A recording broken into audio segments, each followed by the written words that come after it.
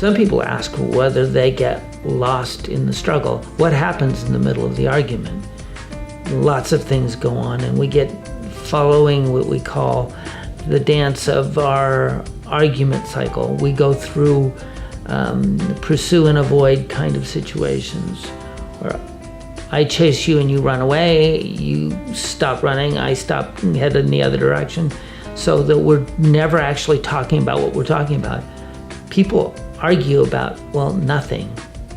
Toothpaste on and off the tube, toilet paper over under. We fight about nonsense.